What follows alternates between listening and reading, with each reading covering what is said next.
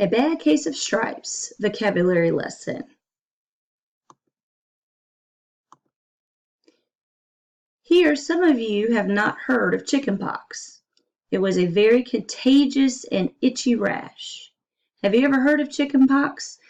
It looks very much like what you see here in this picture. In fact, when I was a little girl, I got the chickenpox, and I had these blotches all over, and my mom used a remedy called a calamine lotion, and it was like a cream she would put on the spots because they were really itchy, and it would help me not to scratch. I remember that being a rough time. And then when I got over the chicken pox, my brother got the chicken pox because chicken pox are very contagious. And here we're talking about the mumps. These are diseases and illnesses. Here is a large mump on the side of this child's face, and that's very uncomfortable. Here, there's a photo of the measles, which kind of looks like chicken pox, but you get really sick with measles. And sadly, people today still come down with measles, but don't worry, most of you are probably immune. And here's another type of irritant rash that a sunburn causes. And if you've not had a sunburn, I'm sure you've heard of a sunburn. It can be very uncomfortable.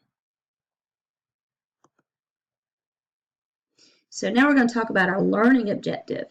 And by the end of this lesson, students will complete a range of vocabulary activities to determine the meaning of known and unknown words. And our words are blotches, contagious, examine, ointment, specialist, extraordinary, remedies, and vanished.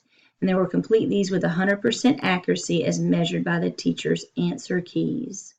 So I would tell my students, today we are going to read A Bad Case of Stripes by David Shannon. As we read, we are going to learn some interesting vocabulary. By the end of the lesson, we will complete a vocabulary connections and dictionary activity. After that, we will complete a bookmark activity. But first, before we read the book, we will complete the What I Think the Word Means section of that worksheet that I was talking about. And during the read aloud, there is another portion on the sheet for context clues that come from the story, and we're going to talk about context clues. And that's what you would put in that column. Now, after we finish reading the book, we're going to check and see if our definitions are correct.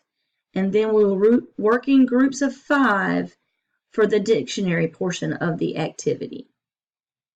After we check our definitions, you will complete a bookmark activity. And here are our vocabulary words.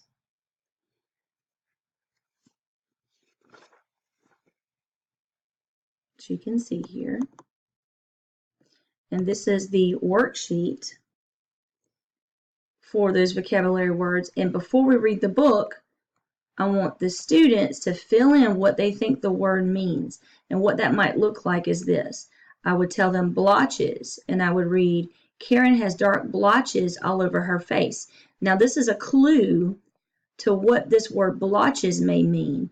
And after reading this sentence, what do you think the word means? And you could put it here. For instance, when I read this, I think that Karen might have a bunch of dark spots on her face.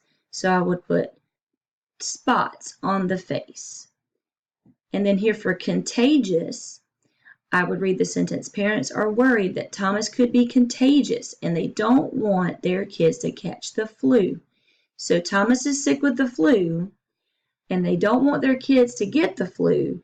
So I would think that contagious means of illness that can be transferred from one person to another. Now, as we begin to do our read aloud, I would like the students to please put the context clues from the book as they hear them, and we would pause for each vocabulary word. And I would like them to fill in this portion of the worksheet. And here we're going to do our read aloud, but I'm not going to do that for the sake of time for right now. But as we did the read aloud, I have a little summary on the next slide. Here, I would stop on page 4, and when I got to this part of the book, I would say, that afternoon, Dr. Bumble came to examine Camilla. And on my template that I have here, examine, and I would give the student-friendly definition to test or look carefully at something or someone. And then I would give them another context. The doctor will look at and carefully examine Karen's blotches. And I would give them more exposure. I would say, I will carefully examine your work. The doctor examined my eyes for my new prescription eyeglasses. Or the flight attendant examined my boarding pass before I got on the plane. And we would talk about that word examine as we got to it during the reading. And here are the other words and what pages they're on where we would stop and talk about those words using the template. And then we would talk about context clues.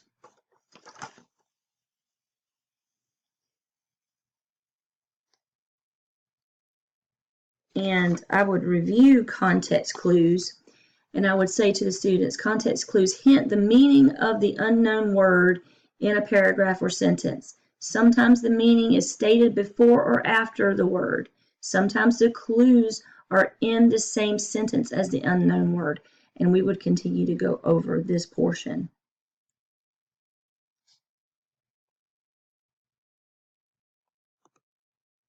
Now, for this part, the explicit vocabulary teaching, it would sound something like this.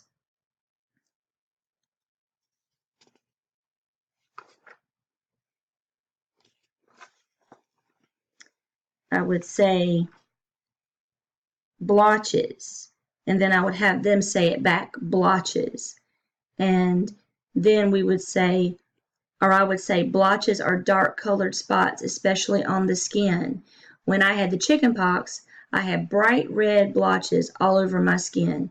If chicken pox caused bright red blotches all over my skin, what do you think that looked like? And then the students would say, they look like bright red spots all over. And then I would say, have you ever had blotches on your skin? What was it? And then possibly the student might say, I had a rash that was red and itchy. And I would say, great job, because then they understood what I was talking about.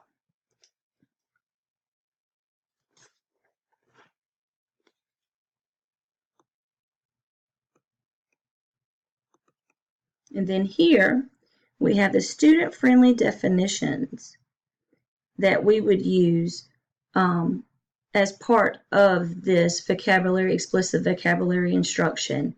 And after we would run through the teaching for contagious and examine, I would change things up and let the students act out what they think these words mean. After they're seeing here the definitions, and say I gave them a word like specialist, and they would act like they were a doctor who deals with health problems that relate to a specific area of medicine. Or if I gave them ointment, then they could pretend to smooth that substance on their skin, and I would say, okay, that's ointment. Okay, and now we're continually working on the worksheet. They should have by now already filled out what they think the word means and some of the context clues from the story. And so then we would talk about the dictionary portion of the activity, which then they would learn how to use a dictionary. And I would say, let's see if that's here. Next, yeah. Finally, you may take out your dictionaries and fill in the real definitions. And I would tell them, students, these are the steps of how to use a dictionary. Read the sentence containing the unknown word. think aloud and guess the meaning of the word based on the clues in and around the word. And they would work in their group to do that. Then I would say, then look in your dictionary and look up the multiple meanings of the unknown word. And in their group, they could then decide which definition makes the most sense with the sentence around the word.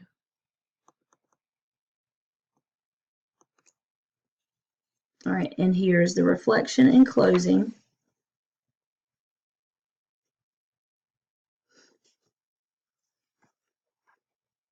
Now here was another fun activity I thought we could put in as the reflection part. And it is what was happening in the story when the author used the word. And I would have the words up here with the real definitions. And here's the list of words. And I would see if they can remember or maybe even use their sheet when the word blotches came up in the story, how the author used this word and what it meant. And the response could be, Dr. Gord suggested that Camilla might have a fungus. Then she was covered in different colored fungus blotches on her skin. And then contagious. We could say what was happening in a story when the author used the word contagious. And we can say Camilla's parents were talking to the school principal. He didn't want Camilla to come to school because other parents thought she could be contagious. And this would be part of that formative assessment as well. And I would use a checklist to got it correct or not correct or incorrect.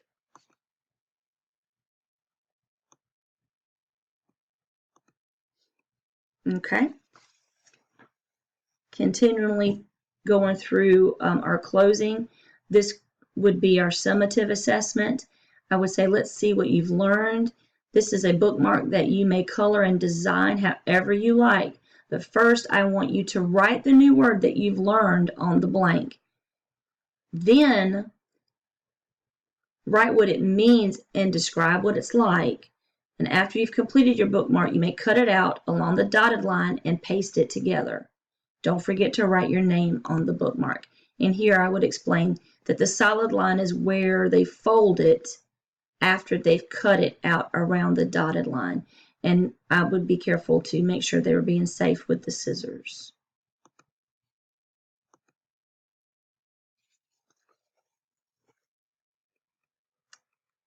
And that is it. I hope this lesson is an improvement over the first draft. I feel much more confident about this one. I especially like the reinforcing and using the higher order thinking skills with them making connections to why the author would use the vocabulary and what was happening in the book during the use of that vocabulary. So, thank you so much.